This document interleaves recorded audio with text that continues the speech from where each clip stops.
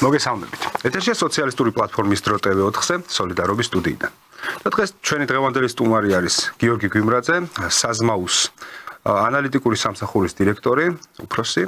გიორგი, დიდი მადლობა მობრძანებისთვის და ჩვენ იქამდე შეთანხმებულები ვიყავით რამდენიმე თემას, მაგრამ ჯანმრთელობის გამო ვერ მოვახერხეთ, მაგრამ ეს თემები რა თქმა უნდა არ გაციებულა, პირიქით შეიძლება ითქვას, რომ ეხლა უფრო საინტერესო იქნება ამ საკითხებზე საუბარი. და ეს არის ამერიკის შეერთებული შტატების ახალი იმპერიალისტური სახე. თითქოს ჩამოიშორა უკვე ის ნიღაბი, რომ ეს არის კეთილი ლიბერალური იმპერია, თითქოს შედის ყველგან და შეაქვს ცივილიზაცია, განვითარება, დემოკრატია. და დონალდ ტრამპის ბოლო განცხადებებით, როდესაც ის უკვე ანექსირებით ემუქრება მოკავშირეებსაც კი, ძალიან საინტერესო იქნება ამაზე თქვენი ანალიზი. და მინდა ტრადიციულად დავიწყოთ იოსებ ბესარიონის ძე ჯუღაშვილის ციტატით, რომელიც შეიძლება ძალიან ახლოს იყოს ჩვენს რეალობასთანაც ახლა. ამ შემთხვევაში ის ეხება ინდოეთის მაგალითს, როდესაც განიხილავს აღმოსავლეთის კოლონიური და დამოკიდებული ქვეყნების განვითარების პერსპექტივებს. და იწყებს ასე. გადავიდეთ მეორე საკითხზე. აღმოსავლეთის კოლონიური დამოკიდებული ქვეყნების მიმართ აღმოსავლეთის მშრომელთა კომუნისტური უნივერსიტეტის ამოცანების საკითხებზე. რაში მდგომარეობენ ამ ქვეყნების არსებობისა და განვითარების დამახასიათებელი თავისებურებანი. აღმოსავლეთის საბჭოთა რესპუბლიკებისგან განსხვავებით. ჯერ ერთი იმაში, რომ ეს ქვეყნები ცხოვრობენ და ვითარდებიან იმპერიალის უღელქვეშ. მეორეც იმაში, რომ ორმაგი უღლის, შინაგანი საკუთარი ბურჟუაზიის უღლისა და გარეშე უცხოეთის იმპერიალისტური ბურჟუაზიის უღლის არსებობა ამწვავებს და აღრმავებს ამ ქვეყნებში რევოლუციურ კრიზისებს. მესამეც იმაში, რომ ზოგიერთ ამ ქვეყანაში, მაგალითად ინდოეთში, კაპიტალიზმი გაძლიერებული ტემპით იზრდება. წარმოშობს და აყალიბებს რა ადგილობრივ პროლეტართან მეტად თუ ნაკლებად მრავალრიცხოვან კლასს. მეოთხეც იმაში, რომ რევოლუციური მოძრაობის ზრდასთან ერთად ასეთი ქვეყნების ნაციონალური ბურჟუაზია ითიშება ორ ნაწილად: რევოლუციურ წვრილ ბურჟუაზიად და შემთანხმებლურ მსხვილ ბურჟუაზიად. ნაწილებად, რომელთაგანაც პირველი განაგრძობს რევოლუციურ ბრძოლას, მეორე კი ბლოკს კრავს იმპერიალიზმთან. აღარ გავაგრძელებ, მე მგონია ეს ბოლო აბზაცი არის ძალიან საინტერესო ჩვენს რეალობაში, იმიტომ რომ ჩვენც აქ რო ვსაუბრობთ ხოლმე ამ გადაცემაში და როდესაც ხსნით ჩვენს დამოკიდებულებას, რატომ გვიჭირავს ამ შემთხვევაში არა გარეშე გლობალისტური ბანკირების სპეკულაციური კაპიტალის მხარე, არამედ ის მხარე, რომელიც ამ შემთხვევაში აირჩია ქართულმა ოცნებამ, ხო? შიდა წარმოებაზე დაფუძნებული, რატომ თვლით, რომ ეს უფრო პროგრესული არის და სტალინიც აქ აღწერს, რატომ თვლის, რომ პროგრესული არა შემთანხმებლური სიტყვაზე ხაზარაძისეული ბანკირების, რომელიც დამოკიდებულია პირდაპირ დასავლეთზე, იგივე NGO-ები და ასე შემდეგ, რატომ არის ამაზე უფრო პროგრესული იგივე ბურჟუაზია, რომელიც ადგილობრივ ბაზარზე არის დამოკიდებული და რომელიც მიზანიც არის, რომ ადგილობრივი თუ რეგიონალური ბაზრები აითვისოს. და პირველ რიგში აი ამაზე რო გავაკეთოთ ჩვენი კომენტარი მაინტერესებს და შემდეგ გადავიდეთ იმ თემებზე. კი ბატონო, ხო, ის არის, რა ქვია. ერთი მომენტია ძალიან საინტერესო, რომ ერთის მხრივ ცხადია ეს ფინანსური ინსტიტუციები, რომელიც წარმოქმნის, ესე ვთქვათ, მსხვილ ბურჟუაზიას, მოდი ეგ ტერმინოლოგია გამოვიყენოთ, რომელიც მანდარი, ხო? რომელიც წარმოქმნის აი ამ მსხვილ ბურჟუაზიას გასაგებია, რომ მართლაც და არის შემრიგებლური, იმიტომ რომ ძირითადი მათი აქციონერები, ესე ვთქვათ, ხო, ძირითადი მათი ინვესტორები, ასე ვთქვათ, არიან დასავლური ფინანსური ინსტიტუციების წარმომადგენლები. და მათი აი ამ კაპიტალით ხდება, ასე ვთქვათ, ამ ფინანსური ინსტიტუციების აქ მართვა. სხვათა შორის, როცა საუბრობენ ხოლმე ხშირად აი ამ ეგრეთ წოდებული ზუსტად 100 წლის წინ არის შექმნილი. ხო, 25 წელი. და კი ბატონო, 100 წელი გასული მართლაც და იმიტომ რეალურად არაფერი არ იცვლება, რომ ხასიათი არ იცვლება სისტემის, ხო? ანუ სისტემა, ეს კაპიტალისტური სისტემა, რომელზეც მან საუბარი მიმდინარეობს და რომლის შედეგიც არის, ვთქვათ, აი ეს შემრიგებლური დამოკიდებულება, ასე ვთქვათ, მსხვილი ბურჟუაზიის, მანდ მოხსენიებული მსხვილი ბურჟუაზიის და ამ შემთხვევაში ხა ჩვენ რაზეც საუბრობთ, ჩვენს რეალობაში, ასე ვთქვათ, მსხვილი საფინანსო ინსტიტუციების მათი აი ეს ვთქვათ გლობალური ხასიათი, გლობალისტური ხასიათი და შემდეგ კავშირია ესეთი აი იმ საფინანსო ინსტიტუციებთან, რა თქმა უნდა, გასაგებია, რომ აი ამ ესე ვთქვათ, ამ ტენდენციებს აბადებს, მაგრამ მეორეს მხრივ ერთი საინტერესო ტენდენცია ასევე ჩვენთანაც უნდა დავაკვირდეთ, რომ ამ სხვილ ბურჟუაზიაში ჩვენთან არის ერთის მხრივ ფინანსური სექტორი და მეორე უფრო შიგნით რაღაცა წარმოებაზე ორიენტირებული. ხო, ანუ არა წვრილი ბურჟუაზია, არამედ სხვილი ბურჟუაზიაც კი დაყოფილია, ესე ვთქვათ. წარმოებელი კაპიტალი. ხო, დაყოფილია ჩვენს შემთხვევაში და აი გამოჩნდა ბოლო პერიოდში გამოჩნდა, რომ სხვილი ბურჟუაზიაც არ არის, სხვილი ბურჟუაზიის საკმაოდ დიდი ნაწილიც არ არის შემრიგებლური ჩვენს შემთხვევაში, ხო? ანუ პირიქით აქეთ, ასე ვთქვათ, ხელისუფლების პოზიციას იზიარებენ და ხელისუფლების პოზიციაზე დგანან, ასე ვთქვათ, და მხარს უჭერენ ამ ყველაფერს. ეს მათ შორის ეს რაღაცა შეიძლება ისე დავყოთ რეალურად, ხო? განსაკუთრებულად გლობალისტური, ასე ვთქვათ, განწყობები აქვს ფინანსურ სექტორის წარმომადგენლებს. ყველგან ალბათ, იმიტომ რომ ეს ფულის მოძრაობა, ხო, ფულის მოძრაობა განაპირობებს ამას ყველაფერს და წარმოებლებს რეალურად თუ ვინმე რამეს აწარმოებს, ხო? უფრო აქვს ესეთი ვთქვათ ლოკალისტური დამოკიდებულება რა. გასაგებია რომ ექსპორტზე ორიენტირებულობა იწვევს ხოლმე იმას რომ საერთაშორისო ბაზრებზე გიწევს შენ დამოკიდებულება და ასე შემდეგ და შენთვის პრობლემურია თუ ექსპორტზე ვერ გავიდა შენი პროდუქცია. მაგრამ ჩვენი რეალობა გვეუბნება რომ უფრო ახლოს უნდა იყო ამ შემთხვევაში მეზობლებთან. კი ბატონო, ჩვენთან მეტიც რო ვთქვათ, ხო, ანუ ჩვენი პროდუქციის არ ვიცი რაღაც 80% ალბათ ამ ჩვენი პროდუქციის ექსპორტის 80% ჩვენს მეზობლებზე მოდის. ჩვენს უშუალო მეზობლებზე მოდის რუსეთი, თურქეთი, ეს რა ქვია, ესეთი სხვა ქვეყნები, ცენტრალური აზია, აზერბაიჯანი, ბუნებრივი ბაზარი რაც იყო ჩვენთვის სპორტს საბჭოთა. ყოველთვის რაც იყო კი ბატონო და თან რაც სადაც გვიცნობენ კარგად, ანუ ტრადიციული ბაზა. ჩვენ გვიცნობენ, ჩვენსთან წარმოებულ პროდუქტს. ეხლა სამწუხაროდ ჩვენ ვერ შევძელით იმ ტიპის პროდუქციის წარმოება დღემდე, რომელიც შესაძლოა ყველაზე მეტად მოთხოვნადი იყოს მსოფლიოში და რასაც თქვათ, ყველაზე ანუ უფრო დიდი გლობალური ბაზარი მოიხმარს. რამდენად შევძლებთ ეგრიც არ ვიცი, ანუ ჰაი-ტექს გულისხმობ ამ შემთხვევაში და რასაც ვაწარმოებთ, ისევ და ისევ ჩვენ და სამწუხაროდ ეს არის რაღაცა სოფლის მეურნეობის პროდუქცია იქნება თუ ღვინო და ასე შემდეგ. ხო, ანუ რაც გაგვაქვს ექსპორტზე, ჩვენ საექსპორტო ესე თქვა ჩამონათვალს თუ ჩამოვყვებით, ესეა, ან ნედლეული გაგვაქვს. ან ნედლეული გადის საქართველოდან, ან თუ პროდუქტად გადის რამე, ეს ძირითადად არის ღვინო, მინერალური წყლები და ასე შემდეგ, ხო? ანუ შესაბამისად ამ პროდუქციას რა თქმა უნდა ჩვენ სამეზობლოში იცნობდნენ ისტორიულად და იცნობენ დღესაც და ყველაზე მაღალი მოთხოვნა ამ ჩვენ სამეზობლოში ამ ჩვენს მიერ წარმოებულ პროდუქციას, ხო? შესაბამისად მათი ეს პრაგმატულობა, ესე ვთქვათ, სხვილი ბურჟუაზიის თუ გინდა ასე ვთქვათ, პრაგმატულობა აბსოლუტურად გასაგებია. მეტიც, ანუ აი მაგალითად მათი მხრიდან მოთხოვნაც კი შეიძლება არსებობდეს, რომ რაღაცნაირად ხდებოდეს საკუთარი ბაზის დაცვა გარედან, იმიტომ რომ აი ეს რაღაცა ვთქვათ, მაგალითად ჩვენს მიერ გაფორმებული გარკვეული ესე ვთქვათ, თავისუფალი ხელშეკრულებები შეიძლება სწორედაც რომ უკაცრავად შიდა მწარმოებელს უშლიდეს გარკვეული თვალსაზრისით, უქმნიდეს გარკვეულ პრობლემებს, ხო? იმიტომ რომ თუ თავისუფლად შემოდის ისეთი ქვეყნებიდან პროდუქცია, როგორც ჩინეთია, თურქეთია, ინდოეთთან ვაპირებთ კიდე იგივე ხელშეკრულებას თვითონ უკვე გვაქვს. კი ბატონო, უბრალოდ ევროპული პროდუქცია ისედაც ძვირია და როგორც უნდა თავისუფლად შემოდიოდეს, მაინც ძვირი იქნება ჩვენს ბაზარზე, ასე ვთქვათ და შესაბამისად ისეთ პრობლემებს არ უქმნის ქართველ მეწარმეს, რა. როგორც შეიძლება თურქული და ჩინური პროდუქცია უქმნიდეს. და ეს შეიძლება პირიქით იწევდეს კიდევაც გარკვეული წარმოებლების მხრიდან ქართველი წარმოებლების ხელისუფლების მიმართ მოთხოვნას იმისა, რომ უფრო მეტად დაიცვას მან საკუთარი ბაზარი. ხო, აი ამაზე მაინტერესებს, ანუ ეს ხო არ არის მხოლოდ სუბიექტური გადაწყვეტილება, დღეს ხო არ გაახსენდათ, რომ თურმე საკუთარი ბაზრის დაცვა შეიძლება, ან ის რომ ადგილობრივი წარმოება ვერ განვითარდება, თუ შენ იაფი პროდუქციით, ასე ვთქვათ, შემოყრიან შენთან იაფ პროდუქციას, ანუ ობიექტურმა რეალობამ, ობიექტურმა ფაქტორებმა ეს ყველაფერი გადაწყვეტს. ანუ რამდენიმე ობიექტური ფაქტორის ჩამოთვლა შეგვიძლია. ერთი, რა თქმა უნდა, ომი რეგიონში, რომელიც ადგილობრივ მწარმოებელს ძალიან დიდ პრობლემას შეუქმნის, მით უმეტეს ის საფრთხე, რომელიც არსებობდა.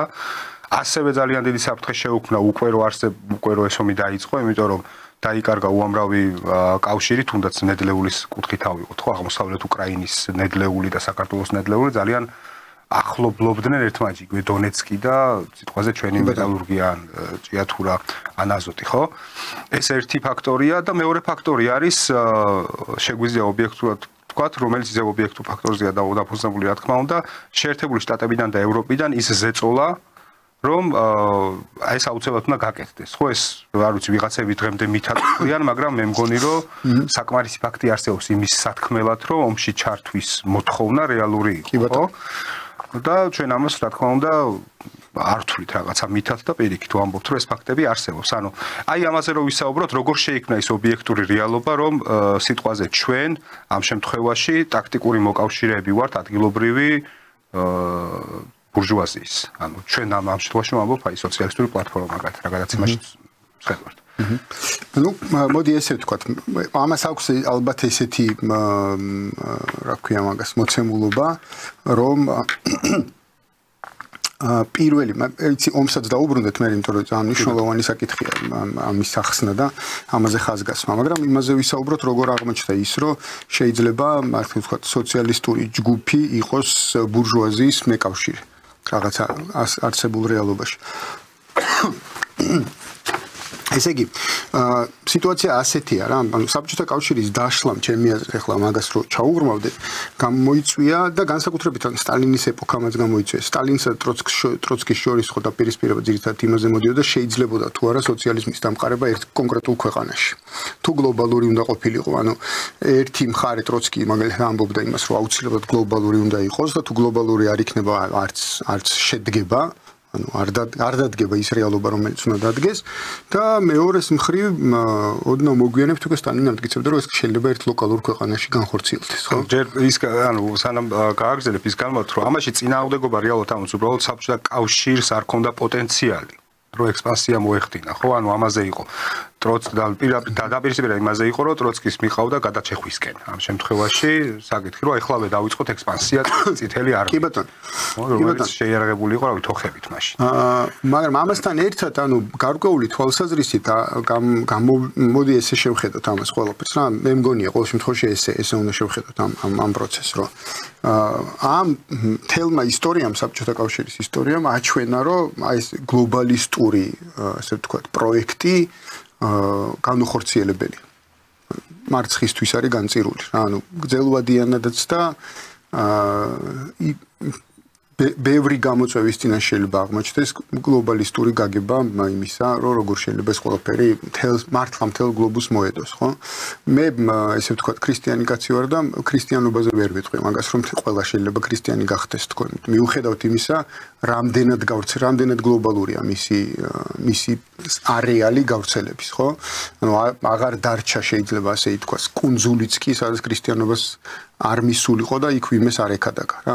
სხვადასხვა დენომინაციით, სხვადასხვა კონფესიით, ასე შემდეგ და ასე შემდეგ, მაგრამ ფაქტია, რომ ეს ასეა, ამის მიუხედავად და თან ამასთან ერთად იმდენად განყენებულია, ასე ვთქვათ, მატერიალური განხორციელებისგან და იმდენად განსხვავებულია მისი ქადაგება, ვთქვათ, იმისგან რაც შეიძლება აქ ხორციელდებოდეს, ანუ ზემატერიალური, მეტამატერიალურია, ხო, მისი სივრცე, ანუ არეალი გავრცელება, ესე ვთქვათ, არეალი ქადაგებისა რა, შინაარსი ქადაგების. ამის მიუხედავად ვერ და გასაგებია რატომაც ვერ ხერხდება, ვთქვათ, ის რომ ყველას წამდეს ამ ყველაფერს, ხო? ანუ ყველა ვერ გახდება ამის მორწმუნე და იგივე ეხება ნებისმიერ სხვა იდეასაც რა, ანუ მით უმეტეს მატერიალურ იდეებს, რომელიც აქ არსებობენ, რომ ყველა ვერ იქნება ამის მომწონე მთელი გლობალური მასშტაბით. რატო არის ხა საინტერესო? იმიტომ რომ იქიდან გამომდინარე, რომ ლოკალიზდით გავიაზრეთ რა ყველამ, რომ რაღაცეები გლობალური ვერ იქნება და უფრო სუვერენულ სივრცეებში უნდა ვკონცენტრირდეთ და სუვერენული სივრცეების გადარჩენაზე უნდა ვკონცენტრირდეთ. ანუ იმიტომ რომ ნახე, არც ერთი იდეა არ განხორციელდება თუ არ გადავრჩით. თუ ეს კონკრეტული ლოკაცია, რასაც საქართველოს ქვია, არ გადარჩა, არ გვექნება შესაძლებლობა ვილაპარაკოთ იმაზე, რომ განსხვავებული იდეები არსებობს განვითარების. ანუ პირველი რიგის ამოცანა ჩვენს წინაშე აი ამ შექმნილმა მოცემულობამ, რომელზეც ახლა თან გადავალთ ნელ-ნელა ომის საფრთხე მაგალითად, დააყენა ის, რომ უნდა გადავრჩეთ. ფიზიკურად უნდა გადავრჩეთ. რომ თუნდაც შევძლოთ შემდეგ საუბარი იმაზე, რომ აი თუნდაც ის ლოკალური ბურჟუაზია სწორად იქცევა თუ არ იქცევა სოციალური სამართლიანობის პერსპექტივიდან, ხო? და რა იქნებოდა უფრო სწორი ქცევა და ასე შემდეგ. ანუ იმისთვის რომ ამაზე მოგვეცეს შესაძლებლობა ვისაუბროთ და თუნდაც რაღაც ასე ვთქვათ შევიდეთ დისკუსიაში თითქოს ერთი შეხედვით ბუნებრივად ჩვენ მოწინააღმდეგე მხარესთან ამისთვის აუცილებელია ფიზიკური გადარჩენა. რაც ეხლა გამოვიდა რომ ჩვენც და მათ ერთად უნდა გავაკეთოთ. ანუ ჩვენ და მათ გვაქვს საერთო ინტერესი. პირველი რიგის ამოცანა რომ გადავრჩეთ. ფიზიკურად გადავრჩეთ. და შემდეგ უკვე დავიწყოთ იმაზე საუბარი რომ როგორ განვავითაროთ. ანუ მე მგონია რომ ორი რიგის უმთავრესი ამოცანის წინაშე ვდგავართ ჩვენ როგორც საზოგადოება და როგორც სახელმწიფო. პირველი რიგის ამოცანა არის გადარჩენა და შემდგომი რიგის ამოცანა რომ ამ გადარჩენასთან ერთად შევინარჩუნოთ განვითარების პოტენციალი. იმიტომ რომ განვითარება ისეთი რაღაცაა, რაც დღეს და ხვალ ვერ განხორციელდება. გესმის? ანუ კი არ განვითარდა, ანუ ამიტომ არ ვამბობ ამას, რომ მე იქვე, ვთქვათ, მეორე რიგის ამოცანად განვითარება თქვა, არა, იმიტომ რომ განვითარება საკმაოდ გრძელვადიანია და მის შედეგს შეიძლება რამდენიმე 10 წელი განვითარების პოტენციალში გულისხმობ, რომ პროგრესულ გზაზე დავხდეთ ამ გადარჩენის შემდეგ. ხო, გადარჩენასთან ერთად შევინარჩუნოთ ის რესურსები და ინსტრუმენტები, რომელიც ჭირდება განვითარებას. ისმის, ანუ აი მაგალითად ჩვენ 90-იან წლებში იმდენად უხეშად გავასხვისეთ ყველაფერი, რაც ჩვენ გვეკუთვნოდა, რაც განვითარებას ჭირდებოდა მაგალითად, ხო? ანუ რაშიც ჩვენ უნდა რაც უნდა შეგვენარჩუნები და გარდაგვექმნა, გამოგვეყენებინა იმისთვის, რომ რაღაცა ახალი ნაბიჯი გადაგვედგა და ახალ ეტაპზე გადავსულიყავით, როგორც საზოგადოება, როგორც მოხელე, როგორც რა ვიცი, მუშა და ასე შემდეგ, ხო? ანუ რაღაცა ახალი შეგვექმნა იმისთვის, რომ კეთილდღეობაში გვეცხოვრა, ხო? ეს ყველაფერი გავანადგურეთ, ეს ყველაფერი გავასხვისეთ. და გავასხვით ისე კი არა რომ აი მაგალ თუნდაც რა აი პირობითად რო გვეთქვა რომ აი რაღაცა ქარხანა ვიღაცა კაცმა ოკეი იმას აკნა პრივატიზაციის საშუალებით იყიდა მესაკუთრემ და ნუ ეხლა ამუშავებს და რაღაცას გამოსცემს ეს ქარხანა არა ეგრე არ გავასხვით დავშალეთ ხო ანუ რეალურად შიგნით არსებული დანადგარები გავყიდეთ როგორც ჯართი მაგალითად და ასე შემდეგ ხო ანუ რეალურად ყველა საშუალება რომელიც შეიძლება გამოგვეყენებინა როგორც ახალი ნაბიჯის გადადგმის შესაძლებლობა ყველაფერს გავანადგურეთ და რაც დარჩა რაც დარჩა ახლა კიდე აი ის რომ შევინარჩუნოთ ანუ ესეც არ დავკარგოთ გესმის ანუ არ დავკარგოთ პოტენციალი იმისა რომ თუნდაც რაღაც აი მაგალითად ავიღოთ ხო ანუ ჩვენ გვაქვს რაღაცა რესურსი გვაქვს იმის რესურსიც რომ მაგალითად ფული ვისესხოთ გარედან ახალი კრედიტი ავიღოთ რაღაცა წარმოებისთვის მაგალითად ხო ანუ რაღაცა საწარმო შევქნათ ან რაღაც დიდი პროექტი განვახორციელოთ და ასე შემდეგ ანუ და ეს ხო რესურსია და ჩვენ თუ გავანადგურეთ რაღაცეები ჩვენ დავკარგავთ მათ შორის იმას რომ შიგნითაც ფული მოვიძიოთ იმისთვის რომ რაღაცაში ჩავდოთ და განვავითაროთ და გარედანაც რომ მოვიძიოთ ესთან ფინანსება და რაღაც ასე შემდეგ ამის რესურსსაც დავკარგავთ ისმის აი ამას ვამბობ როდესაც ვამბობ განვითარების პოტენციალი შევინარჩუნოთ თქო რომ ამას ნუ დავკარგავთ რომ რაღაცეების განხორციელების შესაძლებლობა დარჩეს ამ ქვეყანაში ისმის ანუ მათ შორის ადამიანური რესურსი იმიტომ რომ ჩვენ რეალურად ერთ-ერთი ყველაზე ასე ვთქვათ დეკვალიფიცირებული ერი ვართ და გვაქვს საკმაოდ მცირე რაოდენობის მუშახელი. ანუ 1.5 მილიონი მუშახელით განვითარება არის, ნუ აი წარმოუდგენელი ფოკუსი უნდა ჩავატაროთ, რომ 1.5 მილიონი მუშახელით, ანუ საქსტატის მონაცემებით 1.5 მილიონია საქართველოში შრომის უნარიანი მოსახლეობა. ანუ 1.5 მილიონი მუშახელით რაიმე მართლა რასაც ქვია breakthroughs გაკეთება, ის იქნება რაღაცა სასწაულის მოხდენა, რა. და ყოველწლიურად თან ამ მუშახელს ვამცირებთ, მათ კვალიფიკაციას ვამცირებთ. ანუ რამე ისეთ პროცესში მათი ჩართვის შესაძლებლობას ვამცირებთ, რაც იქნება მაღალი უკუგებაზე ორიენტირებული ეკონომიკური პროცესი მაგალითად, ხო? აი ამებს ყოველთვის ვამცირებთ ყოველწლიურად, რა. და გარდა იმისა, რომ ფიზიკურად უნდა გადავრჩეთ, ეს პოტენციალიც უნდა შევინარჩუნოთ როგორმე. და შევინარჩუნოთ ამ ნიშნულზე და ხელი შეუწყოთ იმას, რომ გაიზარდოს. ბატონო, მაინტერესებს ერთი რომ ჩვენ უნდა გადავიდეთ ახლა უკვე რაღაც იმპერიალიზმის ახალ სახეზე, უნდა ვისაუბროთ და გავარჩიოთ, რას უნდა ველოდოთ ჩვენ ამ შემთხვევაში, ხო, ჩვენ მქონდა იმაზე საუბარი, რომ მოკლევადიანად ტრამპი უფრო გვაწყობდა, იმიტომ რომ ნახეთ ბაიდენის ადმინისტრაცია რას აკეთებდა, თავისი საელჩოებით ორი ელჩი გამოვიცვალეთ, ხო, ბაიდენის პერიოდში და არ იყო მთლად კარგი ურთიერთობები მე მგონი ჩვენსა და მათ შორის. და ტრამპი ამ შემთხვევაში წარმოსახული იყო და მე მგონი სწორად იყო თავიდან დასახული და ეხლა ეს ჩანს, ფაქტობრივად რომ რაღაცა დონის სიმშვიდე თითქოს და მართლა დაისადგურა სიმშვიდე, მაგრამ ეს არ არის ის სიმშვიდე, რომელიც საბოლოო ჯამში ჩვენ გვაწყობს, ხო? იმიტომ რომ რაღაცა სხვას უნდა ველოდოთ, მე მგონი როგორც ჩვენს რეგიონში, ისე ზოგადად სოფლიოში და ხა რა თქმა უნდა შეიძლება ვიღაცებს არ მოწონთ რომ გეოპოლიტიკაზე ბევრი ვისაუბროთ, მაგრამ პატარაა უკვე დედამიწა აღარ არის მე-20 საუკუნის დასაწყისი და ყველაფერი თითქმის შენზე გავლენას ახდენს.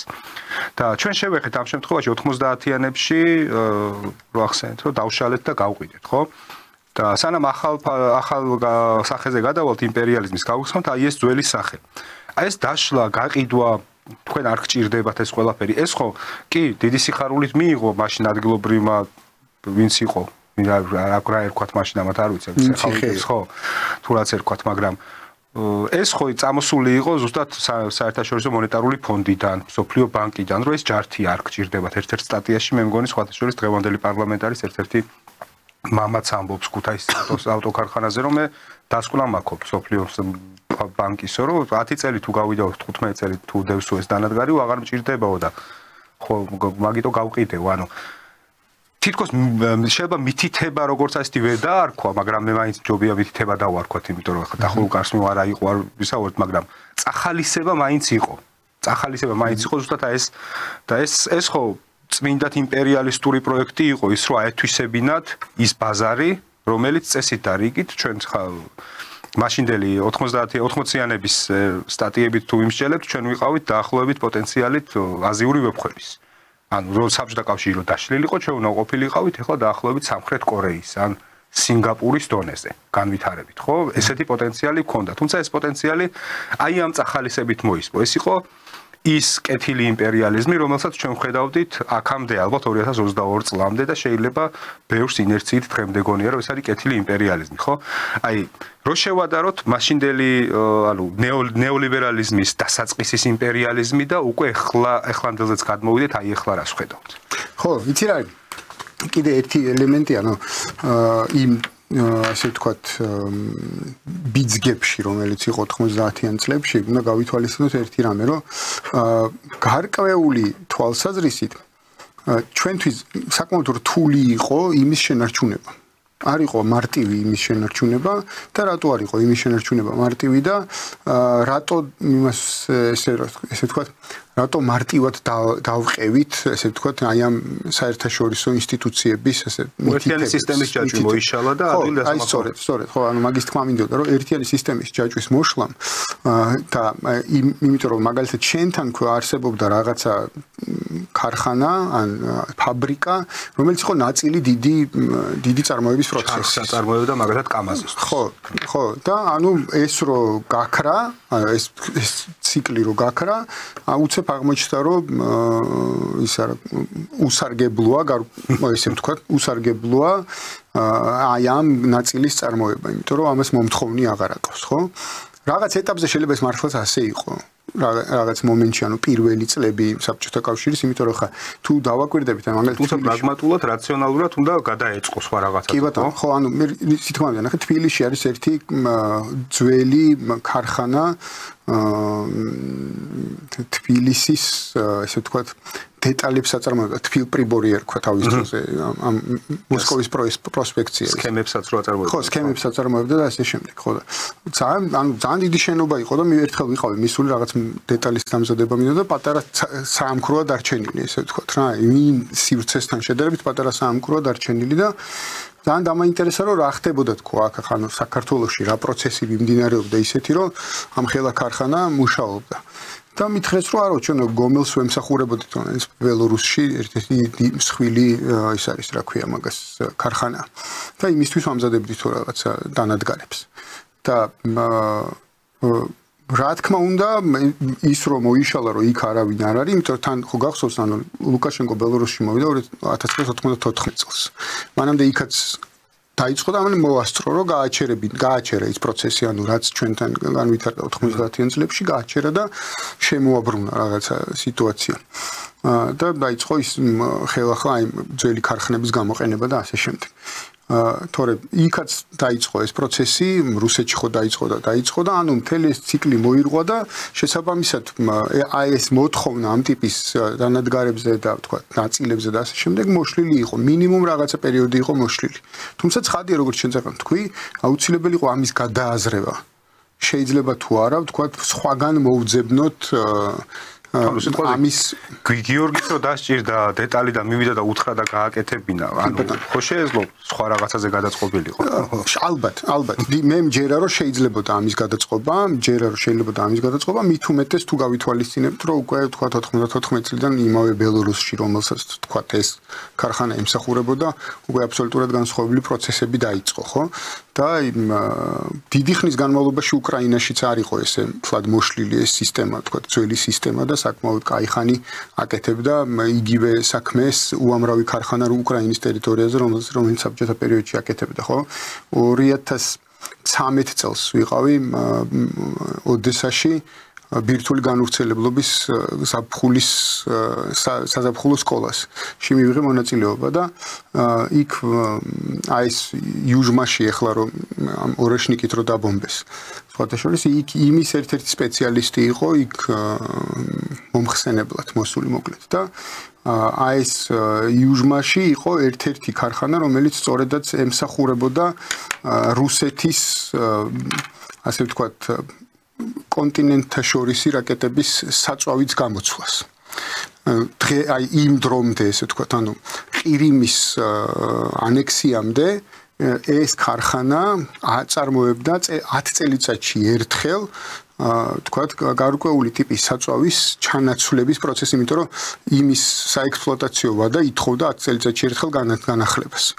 და აი სწორედ ეს ქარხანა იყო ჩართული ისევ აი ამ პროცესში და ჩადიოდნენ ექსპერტები ამ ქარხნიდან და ემსახურებოდნენ ამ პროცესს, ცვლიდნენ ამ საწვავს რაღაცა და ანახლებდნენ ამ იმას, რომ აი 10 წლის შემდეგ კიდე გამოუცვლით და ისქაც სწორედ 2013 წელს ამბობდა, რომ წინა წელს განვახორციელეთ ანუ აი 10 წლიანი ციკლის რევიზია, ესე ვთქვათ.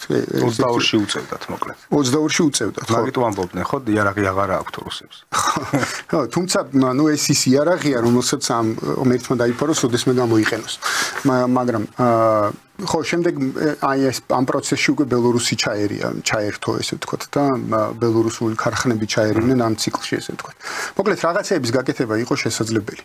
ჩემი აზრით მე ამაში დარწმუნებული ვარ და არამთუ მაშინ იყო გაკეთებადი, ამით ეხლაც მჯერა, რომ აი სწორედ იმიტომ ვახსენეთ წეგან 1.5 მილიონი მუშა ხელი, რომ გარკვეული პროცესების, ასე ვთქვათ, ინტეგრაციის გარეშე აი მინიმუმ სამხრეთ კავკასიული ინტეგრაციის გარეშე, იმიტომ რომ სამხრეთ კავკასიული სახელმწიფოები ერთად წარმოადგენს სადღაც 15 მილიონ მოსახლეობას, ну ცოტა მეც კიდე. და ну თქვი ჩავთვალოთ, რომ ჩვენი ესე ვთქვათ მუშახელი, აი ეს სამხრეთ კავკასიული სახელმწიფოების მუშახელი ესე დაახლოებით 5 მილიონი ადამიანი, ხო? ანუ ამის ინტეგრაციის გარეშე ადამიანური რესურსის, მატერიალური რესურსის იქნება თუ ბუნებრივი რესურსის და ასე შემდეგ. ამის ინტეგრაციის გარეშე არც ერთ ჩვენ სახელმწიფოს სამხრეთ კავკასიაში დიდი პერსპექტივა განვითარების არ გვაქვს. ანუ ეს ძალების გაერთიანება, ასე ვთქვათ, რა ყველასთვის მნიშვნელოვანია და საჭიროა. იმიტომ რომ სხვაგვარად არ გამოდის, ანუ ძალიან ცოტა ესე ვთქვათ, რა სერიოზული ეკონომიკური პროცესის საწარმოებლად ეს ძალიან ცოტა. კონკურენტულარიანი რო იყო დანარჩენი. კი ბატონო, იმ გლობუსზე მით უმეტეს, სადაც ორი გიგანტი არსებობს მილიარდნახევრიანი მოსახლეობით. და რომელიც არ ვიცი რა გჭირდება ახლა შენ რო ვერ გიწარმოოს. ხო? და ნუ ეხლა ხო უნდა შევთანხმდეთ საბოლოო ჯამში ხა როგორც არ უნდა მოგწონდეს ის მოდელი, ვისაც არ უნდა მოწონდეს ის მოდელი, რომელთაც აქამდე მოვედით 30 წლის განმავლობაში, ხო? აი ეს free market-ის მოდელი და რაღაცა ეგრეთ წოდებული კონკურენტული უპირატესობის იდეა და ასე შემდეგ. როგორც არ უნდა მოგწონდეს, ბოლოს ხო ვთანხმდებით იმაზე, რომ კალმისტარი მაინც თუ არ აწარმოებ შეუძლებელი ეკონომიკური განვითარება, ხო? ანუ წარმოების გარეშე, მაღალი უკუგების მქონე პროდუქციის წარმოების გარეშე განვითარება შეუძლებელი, ამაზე ხომ მაინც უნდა შევთანხმდეთ. და როდესაც როგორც ვახსენეთ, მილიარდნახევრიანი ორი სახელმწიფო არსებობს, რომელიც ყველაფერს აწარმოებს, რთულია რომ მილიონნახევრიანი ქვეყანა განვითარდეს კარგად. და მყარად. ამიტომ გვჭირდება სწორედ აი ეს რაღაცა სერიოზული თან რეალისტური, ანუ რაღაც ეფემერული ინტეგრაციული პროექტები კი არა, რეალისტური ინტეგრაციული პროექტი, რომელშიც გავაერთიანებთ ძალისხმევას იმისთვის, რომ რაღაცა ეკონომიკური შედეგი მივიღოთ. და ეს არის ძალიან მნიშვნელოვანი. ამისთვის არის ეხლა შენ კითხვას რო დაუბრუნდეთ, ესე იგი არს, რომ რა შეიძლება იყოს განსხვავებული, ხო? უპირველეს ყოვლისა, რაც შეიძლება იყოს განსხვავებული, არ ვიცი, ხო, 100%-იანი გარანტია არ არსებობს, მაგრამ რაც შეიძლება იყოს განსხვავებული და წინა კითხვასაც დაუბრუნდეთ, ეს არის, რომ ამ მოცემულობაში, ამ ადმინისტრაციის პირობებში არ იდგეს ჩვენს წინაშე, ესე ვთქვათ, მოთხოვნა ომისა. რომ ვიყოთ ომში, ან ვიყოთ ანტაგონისტური სახელმწიფო გლობალურ ძალთა შორის დაპირისპირებებში ერთ-ერთი სახელმწიფოს მიმართ, ხო? მეორეს სასარგებლოდ. აი, შეიძლება ამის თეორიული შანსი არსებობს, ანუ ამ იქიდან გამომდინარე თუ რა ტიპის რიტორიკას აწარმოებს ტრამპის ადმინისტრაცია, როგორ მოქმედებს თითქოს და რა განცხადებებს აკეთებს და ასე შემდეგ, აქედან გამომდინარე თითქოს ეს ჩანს. ეხლა რა არის ის საინტერესო ტრამპთან მიმართებაში, ანუ პირველ ვადაშიც და ახლაც ეს ძალიან საინტერესო იყო ამის დაკვირვება, რომ მომხრესაც და მოწინააღმდეგესაც თითქმის 100%-ის ჯერა მისი, ანუ ერთადერთი პოლიტიკოსია, მე მგონი ვისიც ყველას ჯერა, რა, ანუ რასაც ამბობს, იმიტომ რომ მოწინააღმდეგები ტირიან, რომ იმას გააკეთებს, რასაც ამბობს, მომხრეები კიდე არ ვიცი, ისეთ ეიფორიაში არის, რომ აუცილებლად გააკეთებს იმას, რასაც ამბობს, არა და ნუ ყველამ ვიცით, რომ პოლიტიკოსია ხა ჩვეულებრივი და შეიძლება რაღაცებს ამბობდეს და არ შეასრულოს, ხო?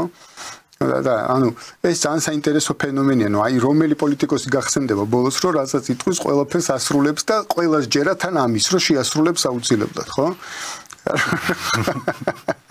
ხო და ანუ ეს ხო რაღაც ისეთი მომენტია რა, ანუ თანამედროვე აი ესე პოსტმოდერნის პირობებში პოლიტიკოსის მიმართ ამხელა რწმენა, ნუ რა ვიცი, ის არის რა ქვია, რატო არსებობს, არ ვიცი, ამოუცნობია და ამოუხსნელია ესეც, მაგრამ ნუ ფაქტია რომ არსებობს, იმიტომ რომ ერთ მხარესაც და მეორე მხარესაც ჯერა რომ ის ამას ყველაფერს გააკეთებს, ჯერა რომ ის მშვიდობას დაამყარებს, ჯერა რომ რაღაცა ვთქვათ ამ ეგრეთ წოდებულ woke კულტურას დაამარცხებს, deep state დაამარცხებს და ასე შემდეგ, ანუ და თან იქით მეორე მხარეს მოწინააღმდეგე მხარეს ისეს ჯერა რომ ტირიან, ხო გაქვს ეგ კადრები ნანახი, ტირილის კადრები რომ მან რომ გაიმარჯვა და ასე შემდეგ, რომ აი დემოკრატია დასამარდება და ადამიანის უფლებებს გაანადგურებს. პუტინის კაცი ყოსდეთ სახლში. ხო და რაღაც ასე შემდეგ. და მეორე მხარეს კიდე აი ეს მოლოდინი ეიფორიული რომ აი ტრამპი რო გახდება და 20 იანვრიდან სხვა სამყარო დადგება, ხო? ანუ აი ეს მოლოდი, მაგრამ ეს ერთის მხრივ მხოლოდ ამ კაცი არ არის, ამ კაცს არ უნდა დაუკავშიროთ. ეს აი ასე ვთქვათ რეალურად აი ძიმე რეალობიდან გამომდინარეა, რომელშიც გარდატეხას საკმაოდ დიდი რაოდენობის საზოგადოებები და ადამიანები ელიან. ის ანუ ის მოცემულობა, რომელშიც ამდენი ხანია ვცხოვრობთ, აი ეს დაძაბულობა, გესმის, ანუ თავის ინაუგურაციაზე ხო თქვა, რომ მესამე მსოფლიო ომთან მართლაც ძალიან ახლოს ვართ. ანუ აი ეს დაძაბულობა და არა მხოლოდ მესამე მსოფლიო ომთან, ანუ საზოგადოებები შიგნით, მათ შორის ამერიკული საზოგადოება, ევროპული საზოგადოებები, ჩვენ და ასე შემდეგ. იმდენად დაძაბულები ვართ, რომ აი ერთი პატარა გადატრიალება გვჭირდება და მართლა შეიძლება კიდე ერთხელ დავხოცოთ ერთმანეთი ჩვენ და დახოცონ ერთმანეთი იქ სამოქალაქო დაპირისპირებების გულისხმობ ამ შემთხვევაში და ასე შემდეგ. და აი აქ ეს რაღაცა გადატეხვა იმისა, რომ არც ისე უსასო მდგომარეობაში ვართ, ხო? ყველას ერთად გვჭირდება. ანუ იმიტომ რომ წარმოიდგინე ხა რაც 70 წლის განმავლობაში ხდებოდა ეგრეთ წოდებული ლიბერალურ ჰეგემონიის პირობებში, ხო? მეორე მხარეს ყოფი ადამიანებისთვის, მაგრამ მათ შორის ჩვენთვის, ხო? ეს იყო რაღაცა აბსოლუტურად უსასო მდგომარეობა. ანუ რაღაცა ჯგუფები, რომლებიც აბსოლუტურად ანტიჰუმანურ რაღაც იდეებს ავითარებდნენ, იმდენად ხმაურიანები და იმდენად და აქედან პასუხოდ რჩებოდნენ. ხო, ძალაუფლების მატარებლები იყვნენ, რომ გტოვებდა მდგომარეობაში, რომ ნუ აი ამათმა თუ ბოლომდე გაიყვანეს თავისი გაიტანეს თავისი ну машин რა უნდა გავაკეთო მართლა ალბათ უდაბნოში უნდა წავიდეთ და იქ უნდა ვიცხოვროთ და ასე შემდეგ ხო ანუ ეს მოცემულობა რომ აი რაღაცა ადამიანის საწინააღმდეგო იდეას ასეთი ძალისხმევით ავითარებენ და ამკვიდრებენ და თან ამისთვის ამდენი ფული იხარჯება და ამხელა მხარდაჭერა აქვს ამას ხო ანუ მხარდაჭერა აქვს იმ აქტორების მხრიდან რომელიც იცი რომ რაღაცა მართავს სამყაროს ხო რაღაცა ფინანსურად იქნება, პოლიტიკურად იქნება, ეს რაღაცა იარაღით იქნება თუ ასე შემდეგ, ანუ რა იყო ახლა ინფორმაციულად ანუ ჩვენს წინაშე ამ 30 წლის განმავლობაში რამდენიმე ომი გათამაშდა, ხო? და რამდენიმე სახელმწიფოში მილიონობით ადამიანი დაიღუპა და დღეს ვერავინ ვერ გეუბნება რა იყო მიზეზი ამ ომების. აი რო კითხო ადამიანებს ახლა რატო შეიჭერით ერაყში და ავღანეთში ხო? ბოდიში აქვს მოხდილი მაგას. ხო აი რატო შეხვედით? აი რა შედეგი რა მოიტანა ამ შეჭრამ? რა მოხდა? რა მიიღეთ აქედან? ანუ იცი რა არის ანუ კი იქ შეგვიძლია ვილაპარაკოთ უამრავ იმაზე რომ ავღანეთში რაღაც ლითიუმი იყო, რესურსი მიიღეს ნამდვილად. რესურსი მიიღეს, მაგრამ სხვადასხვა გათვლებით ადამიანები ამბობენ რომ 10 ტრილიონზე მეტი დაიხარჯა ამ ომების საწარმოებლად. აი 10 ტრილიონზე მეტი. ნუ ეხა თუ ამ ომებიდან 10 ტრილიონზე მეტი ამოიღეს, ანუ ხარჯი აინაზღაურეს თან მოგებით. ნუ კარგი. რაღაცა აზრი ქონია. კარგი ამერიკის პერსპექტივიდან თუ მithumedes ელიტაში ხარ და შენც მიიღე მოგება. ჩვენი მხარე რატო კარგს გულისხმობ რომ კიდე შეიძლება რაღაც ახსნა უპოვოთ ამას ყველაფერს, ხო?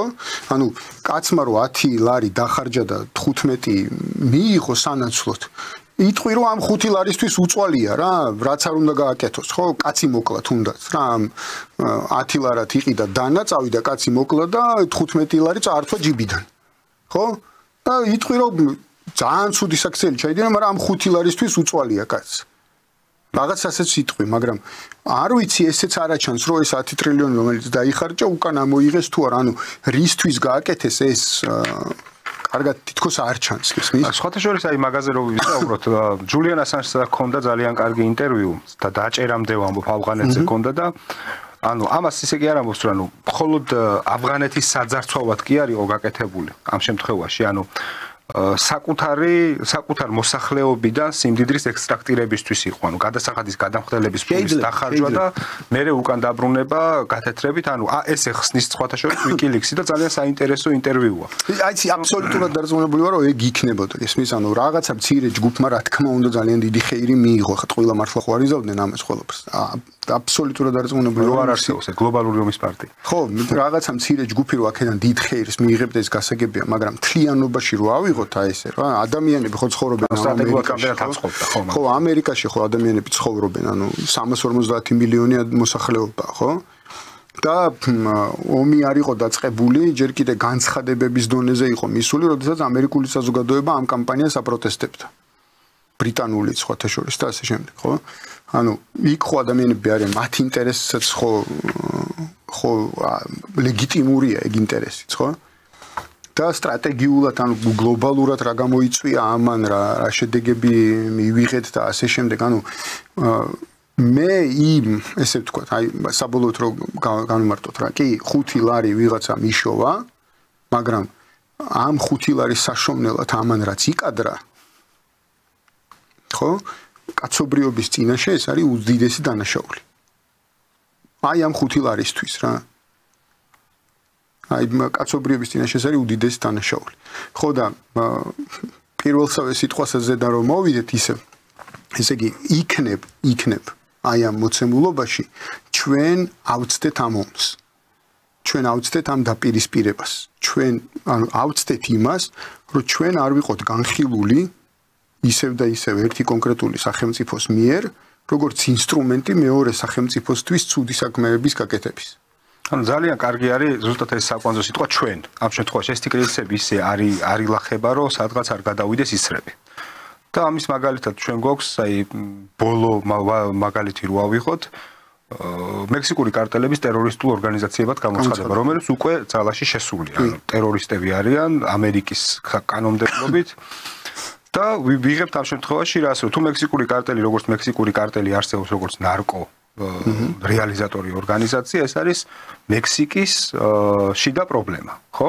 ან მექსიკის შინაგან საქმეთა სამინისტროს პრობლემა, რომელიც შეიძლება რაღაცა დონეზე თანამშრომლობდეს სხვა ქვეყნებთან შეერთებულ შტატებთან, მაგრამ ის მაინც მისი პრობლემა, რომელიც ეხმარებიან. მაგრამ თუ ავიღებთ ჩვენ პატრიოტ აქტს, რომელიც ბუშის დროს მიიღეს და ტერორიზმი ესეთი რაღაც ცელი გაგებით კეთდება და უბრალოდ უნდა დაარქვა და მე ყველაფერი რაც გინდა აკეთე. თუ გავიხილავთ როგორც ტერორისტებს, ანუ ფაქტობრივად შეგვიძლია ვთქვათ, რომ შეერთებულმა შტატებმა საკანონმდებლო ჩარჩოში ჩასვა უკვე მექსიკაში შეჭრის გეგმა. ანუ ყოველგვარი უფლება კონსტიტუციური უკვე შეერთებულ შტატებს არ სჭირდება კონგრესის ნებართვაც კი უკვე, იმიტომ რომ ტერორისტთან ისედაც იბრძვის, რა თქმა უნდა. ანუ უბრალოდ პრეზიდენტის ბრძანებით, როგორც მოხდა ერაყში ან ავღანეთში, შეუძლია შეიჭრას მექსიკაში. ანუ აი ამას რას უკავშირებთ, აი ეს მაინტერესებს, ანუ ეს არის ტაქტიკური უკანდახევა, რომ მოახდინოს ადგილობრივი თავისი ჰემისფეროს სრული კონსოლიდაცია, მისი რესურსების სრულად კონსოლიდაცია, რომ შემდეგ ახალ შეტევაზე გადავიდეს, ეს ერთი. ეს არის თავდაცვითი მოძრაობა, იმიტომ რომ თუ ეს არის თავდაცვითი, იმიტომ რომ ახლა მექსიკაში არის ну, რამდენად შეგვიძლია დავარქვათ სოციალისტი, არ ვიცით, მაგრამ შედარებით მარცხნივ გადახრილი ქალბატონია ეს გერმანული გვარი სხვათა შორის, მახსოვს გვარი. და ну, ამას დამატებული ის, რომ ბრიქსთან დაახლოების პერსპექტივები ჩანდა უკვე მექსიკიდანაც. და ზოგადად სამხრეთ ამერიკა ძალიან დაინტერესებული არის ბრიქსთან დაახლოებით, იმიტომ რომ ბრაზილია უკვე დამფუძნებელი წევრია და სხვადასხვა ქვეყნებიც ამ საკითხებზე საუბრობენ, ანუ რას შეიძლება ეს დავაბოლოთ, ეს უკანდახევა, რომ შემდეგ შეტევაზე გადმოვიდეს, თუ ეს მართლა თავდაცვაში ჩადგომაა. იცი რა არის, მე მაინც ხო, უფრო პირველს ვემხრობი ამ შემთხვევაში, რომ ეს არის გარკვეული თვალსაზრისით, უკანდახევასაც კი არ დავარქმევდი, ეს არის გარკვეული თვალსაზრისით სტრატეგიული პაუზის აღება იმისთვის, რომ შენ მოახერხო შენი ჰეგემონიის ხელახლა დაფიქსირება. როგორც ჰეგემონმა შენი პრეტენზია ხელახლა დააყენა. იმიტომ რომ ვინ იქნება ამერიკის პრეზიდენტი, მე მგონი არ აქვს მნიშვნელობა. თუ მართლა ძალიან ჰუმანისტი ადამიანი არ აირჩიეს რაღაცა მომენტში ამერიკელებმა და იმ ჰუმანისტმა ადამიანმა მართლა თუ არ შეძლო, ვთქვათ, სისტემის შეცვლა ამერიკული, ხო? სხვა შემთხვევაში ვინც არ უნდა იყოს ამერიკის პრეზიდენტი, არ მგონია მან ამერიკის ჰეგემონიაზე უარი განაცხადოს. და არც ტრამპს არასდროს არ უთქვამს, რომ რაღაცა ამერიკა არ უნდა იყოს ყველაზე ძლიერი ქვეყანა მსოფლიოში. პირიქით, მაგიტო უყვართ ტრამპი თავის ადამიანებს. ხო, მისი ისიც რა ქვია მაგას მოძრაობაც, ხო?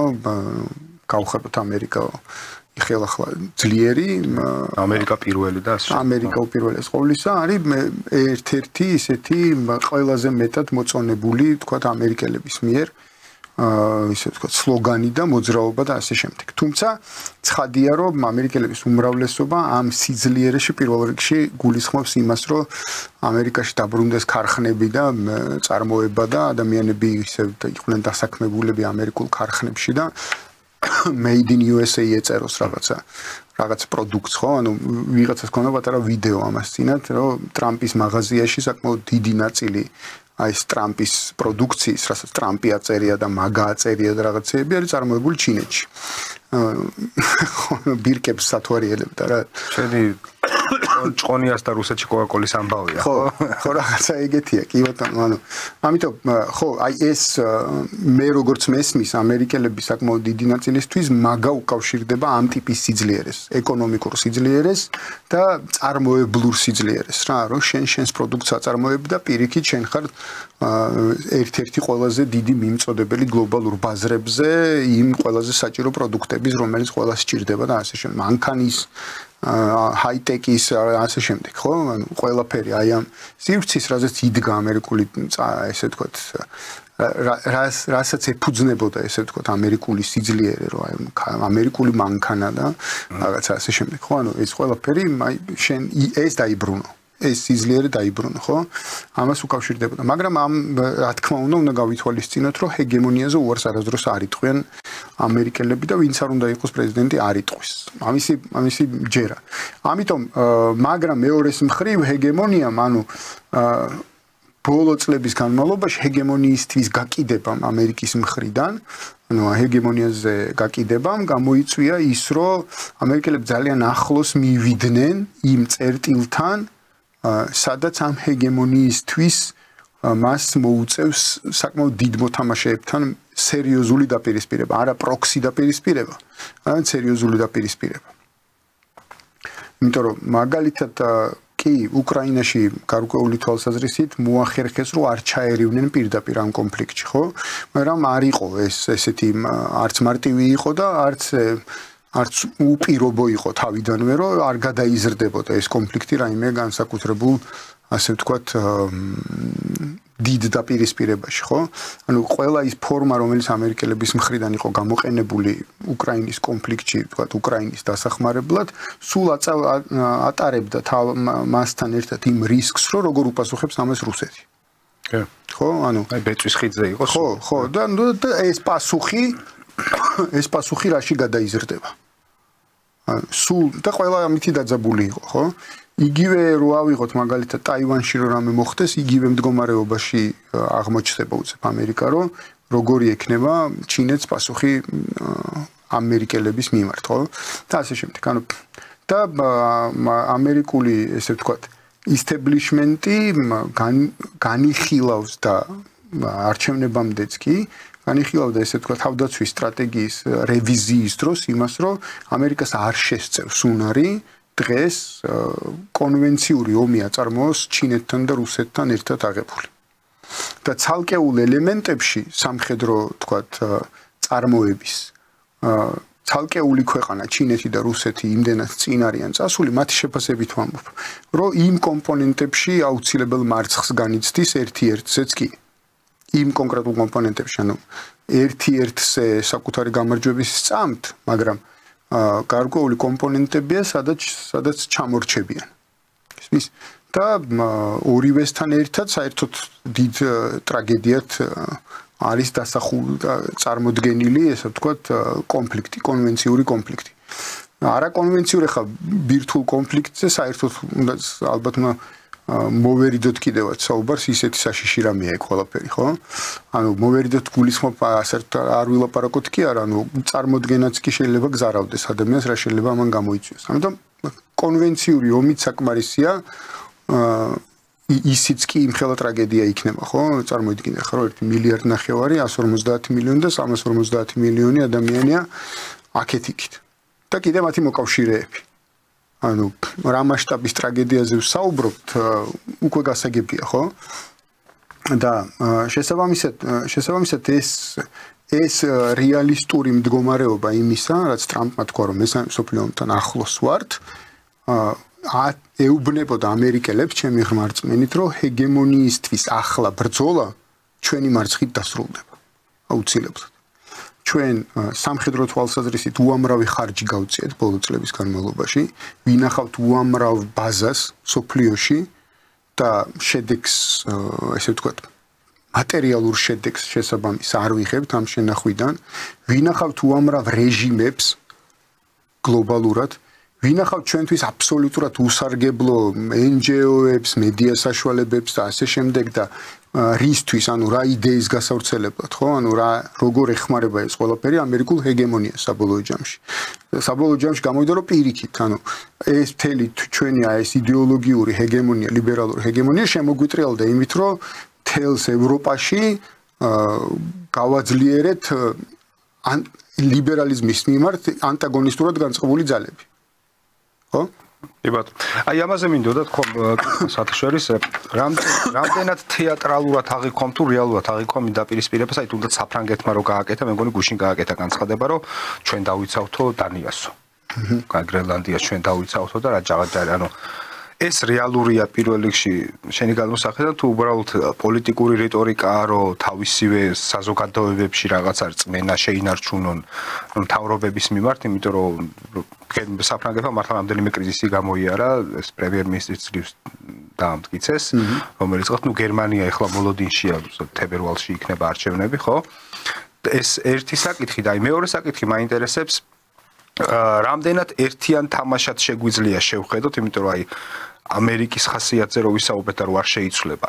ანუ ეს ხო არ არის რაღაცა გადათამაშება იმ ყველაფრის, რომ აი ყველაფერი მხოლოდ გააფუჭეს ლიბერალურმა მემარცხენეებმა, როგორც თვითონ ტრამპი ეძახის, მარქსისტებმა, როგორც ეძახის და ჩვენ ახლა ახალ ეპოქაში გადავდივართ ზუსტად და ამიტომ ხო არ არის რომ ტრამპ მაგალითად მასკი მოკავშირეებს ეძებს AfD-სთან. იგივე რაღაც უნგრეთთან და ეს კონსერვატორულ ძალებთან როგორც თავის თავს თვითონ ეძახიან. ხო არ იქნება, ანუ შეერთებული შტატების ეს იმპერიალიზმი, ეს იდეოლოგიური ჰეგემონიაც ხო არ გადაეწყობა ზუსტად იმ კონსერვატიზმზე? კი, ანუ ხაი კონტრლიბერალიზმს ხო არ გადაეწყობა. არ არის გამორიცხული, რა თქმა უნდა, არ არის. ანუ ჩვენი მაგალითის მინდა რომ აი ავიღოთ, რომ აი ბევრი ეხა მაგალითად ჩვენ ეხა როგორ უნდა ვიყოთ, ხო? ჩემ თავზე ვამბობ ამ შემთხვევაში სოციალისტურ პლატფორმაზე ხა პროამერიკელი, მე ვერ გავხდები, ვინც არ უნდა მოვიდეს პრეზიდენტად იქ, ხო? მართლა. მაიკ ტაისონი უნდა მოვიდეს, მაშინან თუფაკი, ორი ნამდვილი კომუნისტი ვიცი მართლა. განარჩენი არა, მაგრამ ჩვენი ეს ანტილიბერალები, პროამერიკელები რამდენად გახდებიან არ გახდებიან აი ამაზე რომ ხო ანუ მოდი პირველი დავიწყოთ იმით რომ ჩვენი ლიბერალებისგან განსხვავებით უნდა ვთქვათ რომ ისა რა ქვია მაგას გრენლანდიის წაღება ისეთივე ცუდი საქციელია როგორც მაგალითად ვიღაცა რომ ამბობს აქ რომ ყირიმის წაღება ან საქართველოს ტერიტორიების ოკუპაცია და ასე შემდეგ ან ცუდი საქციელია და მორჩა რა ანუ არ აქვს მნიშვნელობა რომ ისა რა ქვია მაგას რომ კარგი ტრამპი აკეთებს ამას ხოლმე ამერიკა ოკუპანტი ხო, რომ ამერიკა იქნება ოკუპანტი. ამერიკა ისედაც ოკუპანტია მექსიკის ტერიტორიების. მაგრამ ანუ ამ გრენლანდიის წაღებით, რა თქმა უნდა, ის ამ ესე ვთქვათ, აქამდე არსებულ ნორმებს დაარღვევს. ცხადია. და ეს უნდა ვთქვათ. მაგრამ მე ამას მეორე ნაწილიც აქვს. ანუ ჩვენ თუ თავის მხრივ არ დავიწყეთ ფიქრი, ანუ ჩვენ თუ არ გავთავისუფლდით რაღაც გარკვეული ემოციებისგან, ირაციონალური ფიქრისგან და ასე შემდეგ, აი ამოცანას ვერ შევასრულებთ, რასაც გადარჩენის ამოცანა ქვია. ხო, ანუ იგივეზე გადავალთ უბრალოდ მეორე მხრიდან, რის თქმა მინდა, ხო, ანუ ჩვენთან ერთ მხარეს ეგონა, რომ ყველაფერი რაც არის ამერიკისთვის კარგი, ჩვენთვისაც კარგია. ის რომ ჩვენი ინტერესები გვაქვს და იმათ თავისი და ეს ინტერესები ხშირ შემთხვევაში ერთმანეთს უპირისპირდება, ამის აღიარება არ უნდათ. ან იგივე რეალობაში ხო არ გადმოვალთ, რომ ამერიკისთვის ყველაფერი კაია, იმიტომ რომ ამერიკაში თუ კონსერვატორი იქნება, ჩვენი კონსერვატორებისთვისაც ყველაფერი იგივე არის კარგი. ანუ ამაში ხო არ გადმოვარდებით. ხო და არ უნდა გადმოვარდეთ. ანუ სწორედ ეს არის თელი ამბავი. ანუ ერთი უკიდურესობი და მეორე უკიდურესობაში არ უნდა გადავარდეთ. ჩვენ უნდა გავიაზროთ ერთი რაღაც, რომ ტრამპის არჩევა და ტრამპის საქციელი, აი განსაკუთრებით აი ეს განცხადებები, ვთქვათ, გრენლანდიაზე, კანადაზე, პანამის არხზე და ასე შემდეგ, ეს განცხადებები უნდა დავინახოთ, რომ ეს არის, ასე ვთქვათ, გლობალურ პოლიტიკაში რეალიზმის დაბრუნება. და რეალიზმი მხოლოდ ერთ რამეს გვეუბნება ჩვენ რომ ჩვენც უნდა შევხედოთ სამყაროს რეალისტურად. ჩვენც უნდა გავიაზროთ, რომ დიდი ძალები საკუთარი ინტერესების დასაკმაყოფილებლად იომებენ, წაართმევენ, აი ეს ოკუპაციას მოახდენენ, ასე შემდეგ. ანუ ჩვენ რო ხშირად საუბრობთ ხოლმე იმაზე, რომ მაგალითად რუსეთმა მოახდინა ტერიტორიების ინკორპორაცია ყირიმის ანექსიით, გვავიწყდება, რომ მანამდე იგივე გაკეთებული აქვს საკმაოდ წარმატებით ისრაელის სახელმწიფოს პალესტინის ტერიტორიაზე, თურქეთის სახელმწიფოს სირიის ტერიტორიაზე და ასე შემდეგ. ეხლაც მიდის ეს და ეხლაც მიდის ეს პროცესი. თუმცა მანამდე დაიწყო, ანუ იმის თქმა მინდა, რომ 2014 წლამდე დაიწყო ეს.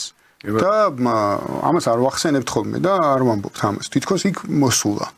და მარტო აქ არ მოსულა. ისმის ანუ და რატო? იმიტომ რომ დასავლურმა მედია საშუალებებმა, დასავლურმა ისტებლიშმენტმა გვითხრა, გაგვაკეთებინა აქცენტი ამაზე. და იმაზე, რაზეც თვითონ არ უნდოდა აქცენტის გაკეთება და რაზეც თვითონ არ აკეთებდა, არც ჩვენ არ გავაკეთეთ. ჩვენი ყურადღების მიღმაც დარჩა, ხო? იემენის კონფლიქტი მაგალითად, რომელსაც დიდი ხნის განმავლობაში არავინ არ აშუქებდა საქართველოში, ხო? რატო? იმიტომ რომ დასავლური მედია არ აშუქებდა. ანუ სადმე პატარა გაფაჩუნებას თუ გააშუქებს BBC, მე ჩვენც ვაშუქებთ ამას ყველაფერს და თუ BBC-მ არ თქვა რამე, ესე იგი არც ხდება. ანუ არც არსებობს. ანუ რასაც BBC არ ამბობს, არც არსებობს. ის ფაქტი არც მომხდარა. ესე დამკვიდრდა, ასე ვთქვათ რა. და ამიტომ მაგრამ ჩვენ ხო უკვე რეალურად ვიცით როგორ მუშაობს სამყარო, ხო? ანუ აქედან გამომდინარე ჩვენ ვთქვათ რომ სამყარო ესე მუშაობს და მორჩა. ტრამპი რასაც აკეთებს ახლა უბრალოდ ყველას ერთად გვეუბნება და განსაკუთრებით ეს არის სილის გაწვნა ამ იდეალისტი ლიბერალებისთვის რომ თქვენ რო ასახელებდით რომ ეს ყველაფერი რაღაცა ესეთი ვთქვათ იდეალისტურია დასავლეთში და ყველა დანარჩენი სხვა დანარჩენი არის ბოროტება და უბედურება და ასე შემდეგ და ყველა ცუდს დანარჩენი ადამიანების ჩადიან სამყაროში და ლიბერალები და დასავლეთი ყველაფერს კარგს აკეთებს ყოველთვის ეგრე არ არის ტრამპმა თქვა რომ ყველა ერთნაირები ვართ ესე ვთქვათ ანუ ყველა ერთნაირად ვიქცევით და ეს ქცევა ერთნაირი ქცევა გულისხმობს იმას რომ როცა ჩვენს ინტერესს სჭირდება მივდივართ და ამას ვაკეთებთ იარაღის ძალით მათ შორის და ასე შემდეგ ანუ ყველაფერს რაც ჩვენ გვჭირდება იმას ვაკეთებთ და ამის გააზრებაში გვეხმარება ისმის ანუ ჩვენ თვითონ არ მოვინდომეთ ამის გააზრება ჩვენ გააზრებული ხომ ჩვენ არგუმენტაციაში გვეხმარება ხო ჩვენ გულისხმობ მე და შენ არ გულისხმობ ხო ჩვენ საზოგადოებას და არა მხოლოდ ევროპულ საზოგადოებას და ასე შემდეგ ეხმარება თელს აი ეს ეგრეთ წოდებულ ლიბერალურ ბაბლში მაცხოვრებელ საზოგადოებებს ლიბერალური ჰეგემონიის ქვეშ მაცხოვრებელ საზოგადოებებს იმიტომ რომ ჩვენთან ხო როგორ იყო ანუ აი შე რო კონსერვატორები ახსენე კონსერვატორების საკმაოდ ნაწილი მათ შორის ასევე ამერიკულ კონსერვატიულ ასე ვთქვათ კონსერვატიულ ამერიკაზე აკეთებდა აქცენტებს ხო ანუ როგორც ლიბერალებისთვის ლიბერალური ამერიკა იყო სიკეთის ასე ვთქვათ აკვანი ისე იყო გარკვეული ნაწილი კონსერვატორებისთვის ამერიკული კონსერვატიზმი სიკეთის აკვანი ხო და შესაბამისად ორივე აი ამ ჯგუფებისთვის მაინც დასავლეთი იყო რაღაცა ეტალონი იმისა რომ როგორი უნდა იყოს თქვა სახელმწიფო როგორი უნდა იყოს ურთიერთობა საზოგადოების შიგნით და ასე შემდეგ და ასე შემდეგ. ამიტომ ის გვეხმარება და სამყაროს აღქმა როგორი უნდა იყოს. ამიტომ ის ახლა გვეხმარება ყველას ერთად მთელ სოციუმს რომ აღვიქვათ როგორია სამყარო რეალურად.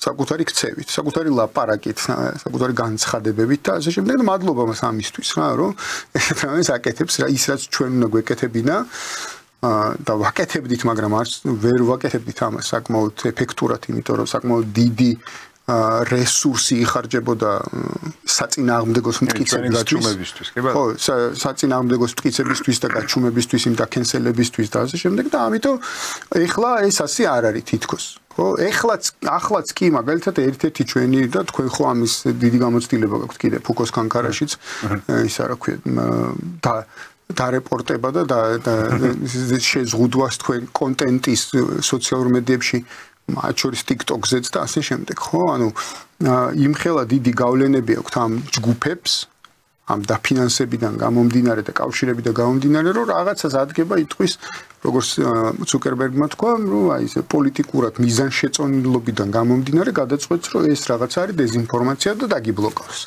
მე და ამტკიცე ხა მე შე რომ არ იყო დეзинფორმაცია ვის უმტკიცებ ისიც კი არიცი ხო ამიტომ ეს ხო და ანუ მთელი ამბავი რაშია რომ ჩვენ იმედია რომ ამას კარგად დავინახავთ იმედია კარგად გავიაზრებთ და მივხვდებით რომ ჩვენი ინტერესების შესაბამისად უნდა ვიმოქმედოთ ჩვენ უნდა მოვძებნოთ ყველა შესაძლებლობა რომელიც ჩვენი ინტერესების რეალიზებას მოემსახურება აი ამაზე მინდა აი გავიგზავნოთ 15 წუთი დაგვჭირა და ძალიან საინტერესო იქნება ამაზე შენი აზრი. აი მე ვხედავ ესე რომ კი ბატონო ჩვენზე არ იყო ყველაფერი დამოკიდებული, ჩვენ ვცდილობდით, მაგრამ ობიექტური რეალობა ისეთი იყო შექმნილი, რომ აი რასაც ვაკეთებდით, კიდე ჩვენ მალადეც როგორც იტყვიან რა. მაგრამ ეხლა ობიექტური რეალობა იცვლება და თითქოს ფანჯარა გამოჩნდა იმის, რაზეც ჩვენ თავიდან დავიწყეთ საუბარი, ხო? ანუ ფანჯარა გამოჩნდა იმის, რომ რაღაც სუვერენული ელემენტები შეიძინო. ანუ შენი ძალაუფლების ცენტრები, რომელიც დიდი ხანია მიტაცებულია და ზოგი ოკეანის იქით არის და ზოგი სადღაც დასავლეთ ევროპის რომელიღაცა პატარა ქვეყანაშია ჩაბუდებული, ანუ აქ პარლამენტთან რომც მისულიყავი და რაღაცა გაგეპროტესტებინა, ვერც გადაწყდებოდა, სულ ძალიან დომებოდა და ესეც კი შეგვიძლია თქვა, შენი ძალაუფლების ცენტრი იყო სხვაგან, შენთან იყვნენ პოლიტიკოსები, მაგრამ ძალაუფლება იყო სხვაგან. ანუ თითქოს ეს ფანჯარა გამოჩნდა, რომ ძალაუფლების ცენტრი დაბრუნდეს შენთან, რომ ერთ-ერთზე ვიღაცასთან არის როგორც თქვი, ვისთან ასაპროტესტებ რო არის, თუნდაც Facebook-ს, მაგრამ იცოდე ვის ელაპარაკები, რაზე ელაპარაკები, რა შეუძლია, ან რა არ შეუძლია იმას, რომ გაეკეთოს, ან რომ მიდიხარ და თხოვ რაღაცას შეუძლია თუ არა, ხო? აი ეს ფანჯარა თითქოს გამოჩენილი და ის რაზეც ხავ საუბრობდით, რომ ეს გადაწყობა კონსერვატულ ამერიკულ კონსერვატიზმზე თითქოს მცდელობა ხო არ არის იმპერიის, რომ ძალაუფლების ცენტრები დაიტოვოს ისე რომ შენგმა ყოფილი დაგტოვოს. იცი რა, ის აუცილებლად ეცდება. ის აუცილებლად ეცდება, როგორც წეგან თქვით, ანუ ის ჰეგემონიაზე უარს არ იტყვის და აუცილებლად ეცდება გარკვეული გავლენები შეინარჩუნოს. ეს იდეოლოგიური ინსტრუმენტებით იქნება, ფინანსური ინსტრუმენტებით იქნება, ვთქვათ, პოლიტიკური ინსტრუმენტებით იქნება, რაღაცა რიტორიკული და ასე შემდეგ. ხო, სხვადასხვა რესურსს გამოიყენებს იმისთვის, რომ ეს შეინარჩუნოს. აქ ორი ელემენტი უნდა ესე ვთქვათ, გაუსვათ ხაზი. პირველი ელემენტი ისე ჯერ შენ ეს უნდა გაიაზრო, რომ ეს მისი მცდელობები ასეთი იქნება და შენი ინტერესი რა არის აქ. როგორ შეიძლება ვთქვათ, თუ არ შედის შენს ინტერესში მისი გავლენები, თუ ვთქვათ, ასე მისი მყოფობა ამ სივრცეში, როგორ აირიდო ეს ყველაფერი თავიდან. თუ შეიძლება რომ ეს მისი ვთქვათ რაღაცა გავლენების შენარჩუნება გარკვეული თვალსაზრისით შენ სასიკეთოდ გამოიყენო, როგორ უნდა გააკეთო ეს და ასე შემდეგ. ანუ ეხა ის რომ ჩვენ ეს პატარა ქვეყანა ეხა ხვალ გავიღვიძებთ აბსოლუტური სუვერენული ვიქნებით და დამოუკიდებელი, ეხლა ეს ილუზიაც არ უნდა შევიქმნათ, ხო? მოგვიწევს დიდი მოთამაშეების ინტერესების გათვალისწინება. თავარია ვიცოდეთ რა უნდათ, ვიცოდეთ რა ინტერესები აქვთ და ამ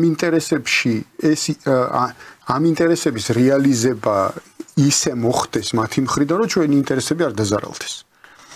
ეს არის ავიც ახლა მე მგონია ორჯერ ორი ოთხს ვამბობ რა, ანუ რაღაცა დიდი ფილოსოფიას არ ვამბობ ამ შემთხვევაში. შესაბამისად ერთი ეს უნდა გავიაზროთ, რომ კი იქნება, თან ყველა მხრიდან იქნება. არა მხოლოდ ამერიკის მხრიდან, ხო, რუსეთიც ეცდება, ჩინეთიც ეცდება, თურქეთიც ეცდება და ასე შემდეგ, ყველა ეცდება, იმიტომ რომ პატარები ვართ თავისი ინტერესის გატარებას ჩვენ სივრცეში. და ჩვენ უნდა დავინახოთ, რომ მათ რა ინტერესი აქვთ და როგორ შეიძლება მათ შევთავაზოთ ის, რომ აი ჩვენ ეს გვაინტერესებს რაღაცა. და არ ვაპირებთ, რომ თქვენი მოწინააღმდეგეები ვიყოთ, არ ვაპირებთ, რომ თქვენთან ანტაგონისტურები ვიყოთ და არც თქვენს ინტერესებს არ უგულებელყოფთ. მაგრამ რაღაც გვაცადეთ არსებობა, რა, რაღაცა.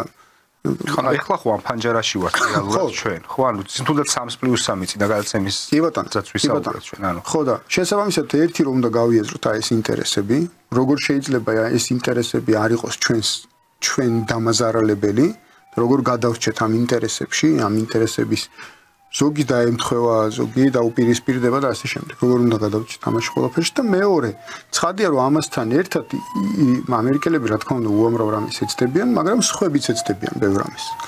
ანუ როგორ დაალაგდებიან, ესეც ძალიან მნიშვნელოვანი იქნება. ამასაც ძალიან დიდი გავლენა ექნება ჩვენზე. როგორ დაალაგდებიან დიდი მოთამაშეები. რაზე შეთანხმდებიან საბოლოო ჯამში დიდი მოთამაშეები, რა ახალი თამაშის წესები გაჩნდება. და აი ეს თქვათ მიუხედავად იმისა, რომ სხვის ტერიტორიაზე პრეტენზიებს აცხადებს ახლა ტრამპი, აი ეს ძალიან დამიწება აი ამ პროცესის, ხო, ანუ ციდან აი დიქოტომიიდან კეთილისა და ბოროტის დაპირისპირების დიქოტომიიდან მიწამდე დაყვანა ამ ყველაფრის. გვაძლევს საფუძველს იმისა, რომ ტრამპი მზად არის ახალი თამაშის წესებისზე ილაპარაკოს სხვა მოთამაშეებთან. გადახედოს იმ წესებს, იმ წესრიგს, რომელიც წესრიგით ჩამოყალიბდა განსაკუთრებით საბჭოთა კავშირის დაშლის შემდეგ, ხო? და მისი მრჩეველი მაიკლ ვოლცი რო არის, იმის განცხადება იყო რა ერთი კვირის წინ, ანუ რაღაც შეიძლება მეტისაც, რომ მოველი რუკების გადახედვას. მონროს დოქტრინა 2-0-ია, პირდაპირ ესე თქვა. მაგრამ მოველი რუკების გადახედვას ამასთან ერთად გულისხმობს იმას, რომ უნდა გულისხმობდეს თან, რომ გარკვეული პერიოდის წინ, ისტორიული პერიოდის წინ, საკმაოდ ბევრ, ასე ვთქვათ, გეოგრაფიაში, სხვადასხვა რეგიონში ის საზღვარი, რომელიც იყო გავლებული, აბსოლუტურად გამორიცხავდა იქ მაცხოვრებელი ადამიანების ინტერესებს. აი ეს რაღაც ორი დიდი, ასე ვთქვათ, ძალა, ფრანგების და ინგლისელების რუკასთან ისხდნენ და ეს სახაზავით ავლებდნენ ხაზებს. ეს ტერიტორია ჩემია, ეს ტერიტორია შენია. ამას მე ვაკონტროლებ, ამას მე ვაკონტროლებ. ხო? რეალურად ხო ასე იყო. და საერთოდ არ იყო გათვალისწინებული მათი აი ხაზების გავლებით ის რომ აქ ერთი და იგივე ადამიანები ცხოვრობენ. და ამ ადამიანებს უნდათ რომ რაღაცა საკუთარი სახელმწიფო ქონდეთ, საკუთარი საზღვარი ქონდეთ და ასე შემდეგ, ხო? თუმცა ამავდროულად გაეროში ჩაგვიწევთ თვითგამორკვევის უფლება. ხო, მაგრამ აი ეს თვითგამორკვევის უფლება და ეს ორი ჯგუფი რაღაც აღმოჩნდა რომ აი აქ სადღაც ცხოვრობს. აი რომ დააკვირდი ამ იმებს, რა ქვია, რუკებს, სახელმწიფოების რუკებს აფრიკის ტერიტორიაზე და ახლო აღმოსავლეთში, არ ვიცი ხა რა ხალხის ინტერესი რომელიც იქ ცხოვრობდა, ხო? ეს სწორად როგორ დასახლდნენ, ხო? დასახლდნენ კი არა, მაგალითად იმ აფრიკის ტერიტორიაზე არსებობს სახელმწიფო, რომელიც დინარის გეოგრაფიას ინარჩუნებს. და საზღვარი ისა რა ქვია მაგას, საზღვარი ამ სახელმწიფოსი არის განსაზღვრული ასე, რომ გარშემო საფრანგეთის ის იყო კოლონია, ეს მდინარე ინგლისს ეკუთვნოდა. ეს საზღვარი გაივლო ასე, რომ საფრანგეთის ტერიტორიიდან რამდენი მეტრი დაჭირდებოდა, რომ იმას რა ქვია, ზარბაზანს მიეღწია მდინარემდე. ანუ ბრიტანულ გემს რო უსაფრთხოდ გაევლო. ანუ ბუფერული ზონა იყო ეს ქვეყანა. ხო, და ქვეყანაა ახლა ეს რა. და არის ასე ზუსტად, რომ აი ესე მიდის, იმიტომ რომ იქ მდინარე ესეთია რა, ესე მოძრაობს და აი ამ მეტრებს ზომავდნენ და იქ გადიოდა საზღვარი, რომ აი აქედან აქ ზარბაზანს არ მიეღწია. ხო და ამიტომ ეს ხო რაღაცა თვალსაზრისით საჭიროებს მეტნაკლებად სამართლიან გადახედვას. კი ეს ინტერესები, გეოპოლიტიკა ეს ყველაფერი კი, მაგრამ არის კიდე ერთი ძალიან მნიშვნელოვანი კომპონენტია, რომელიც როდესაც საუბრობთ ხოლმე ინტერესებზე და ეს დამიწებულ რაღაცებზე, თითქოს არ ვეხებით. ეს არის კულტურული ნაწილი, ხო? ანუ კულტურული ექსპანსია როგორც შეერთებულ შტატებს ხონდა. ჯერ კიდევ 70-იანები წლებიდან რო დავიწყოთ, ხო, საბჭოთა კავშირის როდესაც რეალურად მძლავრობდა საბჭოთა პროპაგანდაც არის კონფლაქტ ესე. ტყუილად არიჯდა, ხო? და რა თქმა უნდა, მე 90-იანი წლები უკვე ნეოლიბერალიზმის დასაწყისი იყო. მით უმეტეს, როდესაც ეს მედია კონგლომერატების შეერთება რომ მოხდა და რაღაც 6 ოჯახს რო ეკუთვნის მთელი ინფორმაცია ხა მსოფლიოში რაც ტრიალებს, ხო? კულტურული ექსპანსია იყო ალბათ ერთ-ერთი ყველაზე დიდი ფაქტორი აი ამ დიდი რაღაც გეოპოლიტიკური კრიზისების და შემდეგ ზრების, ხო? თუნდაც ტრამპის მაგალითად, რომ ტრამპიც კი საპრეზიდენტობამდე დაკენსელდა, პრეზიდენტობის დროს დაიბლოკა, მერე პრეზიდენტობის მერე, რა ვიცი, რამდენი საქმე აღიძრა ვითომ, ხო, ეს ყველაფერი ინფორმაციული ომი იყო და კულტურულ ნაწილს ეკუთვნის. აი კულტურულ ნაწილში რას უნდა ველოდოთ, ანუ გარდატეხა როგორი იქნება, ჩვენ თუ ხედავთ ამას, ხო, იგივე აი ვოუ კულტურა ვახსენეთ ეს კენსელ კულტურა რაღაც, ანუ აი ამ ნაწილებში როგორ შეძლებს კონკურენცია გაუწიოს იმ წინა ადმინისტრაციას რეჟიმი დავარქვა, წინა რეჟიმს, ლიბერალურ რეჟიმს ამ შემთხვევაში, ეს მემარჯვენე ლიბერალიზმი, მოდი ესე დავარქვა ტრამპსაც, ხო? მემარჯვენე ლიბერალიზმი, მემარცხენე ლიბერალიზმს როგორ გაუწევს აი ამ კულტურულ ექსპანსიაში წინააღმდეგობას. თუ ის რომ სიტყვაზე ცუკენბერგი მასკი და ეს ვიღაცები მის ინაუგურაციაზე ფეხზე იდგნენ და ტაშს უკრავდნენ, ხო არ ნიშნავს რომ ზუსტად იგივე რაღაც მეთოდებით გადმოინაცვლებთ აქეთ ამ ხარეს და ეხლა სიტყვაზე დავიწყებთ ლიბერალების დაკენსელებას, ანუ ეგეთი ხო არ მოხდება. ხო, არ არის, იცი რა არის, აბსოლუტურად ძალიან ადვილია რომ ეგ მოხდეს. ხო, ანუ იმიტომ რომ უამრავი ადამიანი, ასე ვთქვათ, ალბათ მაგას დაეთანხმებოდა. კი, ბევრი გაბრაზდა. ხო, ბევრი გაბრაზებულია და უამრავი ადამიანი ალბათ მაგას დაეთანხმებოდა, რომ ეგ ეგრე მოხდეს. რომ ახლა ისინი აუგზავნოთ, ხო? და რა ვიცი, არც მაქვს იმის, ესე ვთქვათ, გარანტია, რომ ეგრე არ მოხდება. იმიტომ რომ ეს ბრაზიც გარკვეული თვალსაზრისით ის არის ობიექტურია. მაგრამ ამას შეინარჩუნა, ანუ ამას გამოიყენებს იმისთვის, რომ შეინარჩუნოს ეს ჰეგემონია, რომ აი მე შევიცვალე, სხვა ამერიკა ვარ. კი ბატონო, ამისთვის. კი ბატონო, ეგეც არის, რომ ანუ ახალი ესე ვთქვათ, ახალი იდეის დამკვიდრებას გარკვეული თვალსაზრისით ძალისხმევა დასჭირდება. და მოწინააღმდეგის, ასე ვთქვათ, მოწინააღმდეგეზე ძალადობა შეიძლება დაჭირდეს. ეს ჩანს თითქოს, მაგრამ არ ვიცი, შევხედოთ როგორ იქნება ეს ყველაფერი. რეალურად მეორეს მხრივ თვითონ ეს იდეაც თავისებურად რომ რაღაცა სიტყვის თავისუფლება რომელიც ტრამპისთვის და თქვა მისი ჯგუფისთვის არის ძალიან მნიშვნელოვანი. თითქოს ამბობს რომ ესეთი ძალადობრივი და ესეთი ესე თქვა ოპრესული არ უნდა იყოს თავისი მოწინააღმდეგეების მიმართ, მაგრამ თვითონ სტანდარტებია დაწეული, აი რატომ გიორგი ხა მაგათ დიდი გამარჯვება არის რომ თურმე არსებობს ორის სქესი. ტრაგიკული ამბავია, ხო, ტრაგიკული ამბავია. ეგეთ ბანალურ რამეზე რომ დარბაზი დგას და ტაშს უკრავს, უკვე ტრაგიკულია. უკვე ტრაგიკულია და სწორედ აი ეს მოცემულობა მეტყოლებს იმაზე, რომ მეორე მხარეს შეიძლება ძალადობა ვიხილოთ. მეორე მხრიდან შეიძლება ვიხილოთ ძალადობა. თუმცა ამასთან ერთად რაღაცების აუგრძელავად უკვე აღარ გამოვა. ისმის იმდენად როგორ ვთქვათ ახლა ეს იმდენად ანტისამეცნიერო რაღაცებს ასწავლიდნენ უნივერსიტეტებში ბავშვებს და სკოლებში და ასე შემდეგ. რომ არ შეიძლება ეს არ აკრძალო. ისმის არ შეიძლება ანტისამეცნიერო თეორიები არ აკრძალო. რუსეთი დაეხმარა ამერიკას ომის მოგებაში და ასე შემდეგ. მაგის გარდა ეს რაღაცა გენდერული იდენტობის პოლიტიკის საკითხები და ასე შემდეგ და რაღაცა ხო და ისტორიის გადახედვა აბსოლუტური, ხო? ისტორია რომელიც დაიწერა იმისთვის რომ პოლიტიკური დომინაცია მოიპოვოს სამყაროში. რაც შენ ხა წეგან ახსენე. ხო? შენი ჰეგემონიის გასამტკიცებლად წარმოქმნილი ისტორია. და თან ორგანიზაციები არსებობდა ამ ისტორიის გამყალბებელი ორგანიზაციები, ხო? საქართველოშიც და არა მხოლოდ საქართველოშიც და თან სადღაც 60-იან 70-იან წლებიდან მოყოლებული აქტიურად. ჩვენთან ძალიან პოპულარული ისა რა ქვია, მწერალი ჯორჯ ორველი ამ ერთ-ერთი ორგანიზაციის წევრი იყო. და მისი მოთხრობების უმეტესობა ამ ორგანიზაციის ფაბულით არის შექმნილი. უბრალოდ კარგად წერდა მე ის. მთელი ამბავია, რომ მთელი ინდუსტრია მუშაობდა იმაზე, როგორ გაეყალბებინათ რეალობა. და არ შეიძლება ეს ინდუსტრია არ აკრძალოს, მის? თუ მართლა გინდა, რა თქმა უნდა, თუ რამდენად აკრძალოს, ხო არ გადაიბარებს თუ აიგარი. აიგარი მთელი ამბავი. თითქოს ახლა ჩემი რაღაცა ეს კონსპირაციული გონება მეუბნება, რომ უბრალოდ ამას გადაიბარებენ. უბრალოდ მეორე მხარეს შეუძლია. დიდი ის არის, რა ქვია მაგას.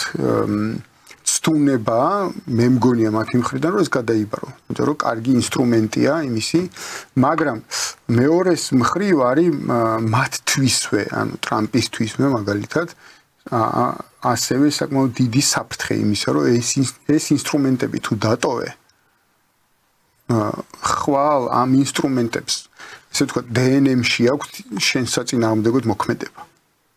შენი იდეების საწინააღმდეგოდ მოქმედება. ჩვენმა შემთხვევამ მაგალითად, ხო, ჩვენ პატარა ლოკალური ქვეყნის შემთხვევამ აჩვენა ცალსახად, რომ 2012 წლის შემდეგ ხელისუფლება როცა ეცადა, რომ ყოფილი ხელისუფლების, ესე ვთქვათ, ინსტრუმენტები შეენარჩუნებინა საჯარო სივრცეში განსაკუთრებით, საჯარო სამსახურებში განსაკუთრებით. მათ დნმ-ში არსებობდა წარსულისკენ სწრაფვა. გვიყურებს ახლა ეს რეალობა გვიყურებს ზუსტად ამ აქციების მერე, ხო? წარსულისკენ სწრაფვა, წარსული ისტებლიშმენტისკენ და იდეებისკენ სწრაფვა.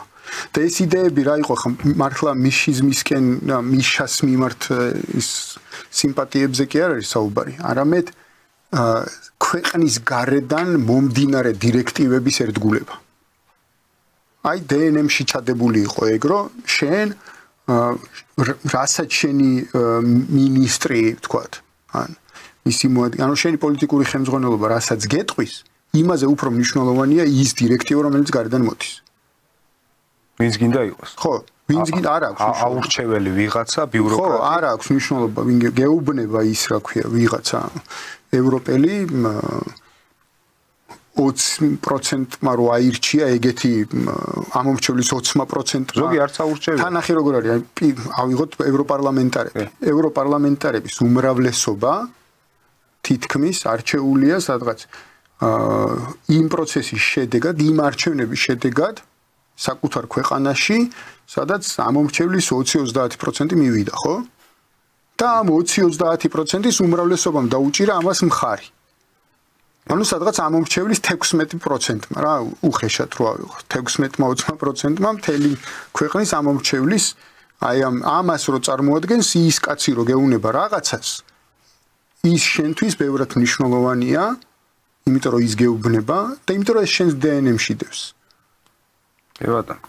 და აი ამის ასე ვთქვათ, აი ამ კვანძის, ამ ხაზის დაურღვევლობამ და დატოვებამ, ამ სისტემის დატოვებამ ჩვენთვის რა გამოიწვია, ჩვენ ამას ხედავთ. მე მგონია რომ მისთვისაც ეს ასეთივე ტიპის პრობლემის მატარებელი შეიძლება აღმოჩნდეს თუ მართლა უნდა რამის გარდაქმნა, თუ გულწრფელია საკუთარ და ასე ვთქვათ დაპირებებში, deep state-თან მიმართებაში და კულტურის წინააღმდეგ და ასე შემდეგ, პირველ რიგში მისი სისტემა უნდა მოარღვიოს. კი ბატონო და ამოიწურა ჩვენი გადაცემის დრო, ძალიან საინტერესო საუბარი იყო. მაყურებელს შევახსენებ ჩვენი სტუმარი იყო. მადლობა შენ. გიორგი გვიმრაძე იყო ჩვენი სტუმარი, საზმაუს ანალიტიკური სამსახურის დირექტორი. დიდი მადლობა გიორგი კიდევ ერთხელ მობრძანებისთვის და დიდი მადლობა მაყურებელს. მადლობა კიდევ ერთხელ. კარგად ზანდებოდეთ. კარგად იყავით.